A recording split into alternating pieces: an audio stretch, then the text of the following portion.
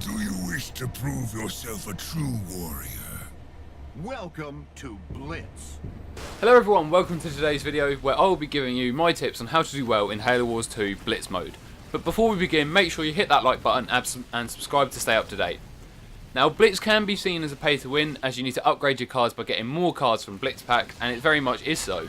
But there are ways which can help you perform better in this game mode.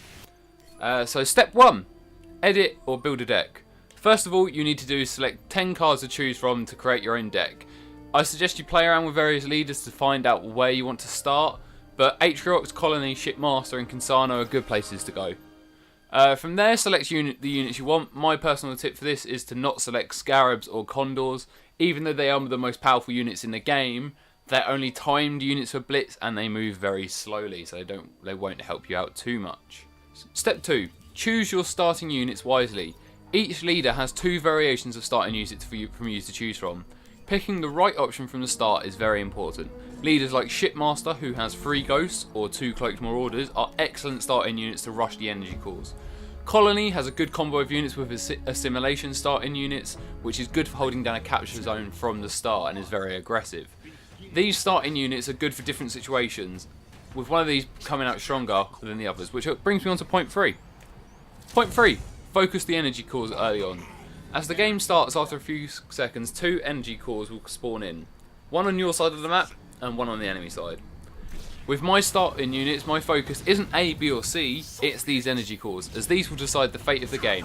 If you can get both, fantastic, but you always need at least your own. That gives you a fighting chance. Once both of these energy cores are taken, a third core will drop shortly after, either at the top of the map by A, or at the bottom by C. After this has happened, the cores can be collected at any of the drop points around the map. If you've gotten all 3 cores by this point, you've got a good chance of winning.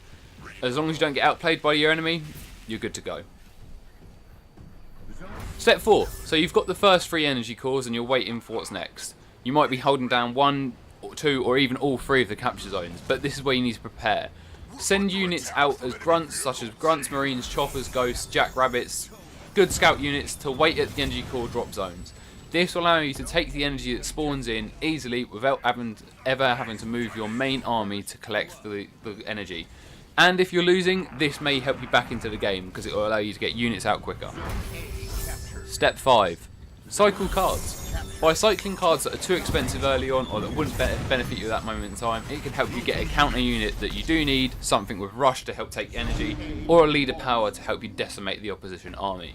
It's a useful tool, especially if your strategy is to use a certain card over and over again, like leader spam Jerome. Ready to terminate. Step 6. Hold a position of the map down. It's easier to hold 2 of the zones than all 3. I only ever push for all 3 zones if I know I'm able to completely dominate the person that I'm against or the team that I'm against if I'm playing 2s or 3s. I prefer to hold B and C because they're closer together and they've got the nice ridge, but I actually sit next to it. I prefer to hold B and C and sit next to their side of the map. This means that I can hold off their attack if they come down that side, or if they want to sneak round to C, they have to go the long way round, all the way round on my side of the map. But because you can see their units at all times in Blitz, you can easily defend this or move units over. Tip 7. Contest zones. By contesting zones, you can actually win the game, stop or delay the enemy from winning. This is a useful tactic to use in close games. Constantly just send out scouts or cloaked units such as prowling reavers, snipers, or even the new cloaked grunts that Arbiter has. They're really useful. Just send them over to the other zones that you don't have, contest them, you might even take them back.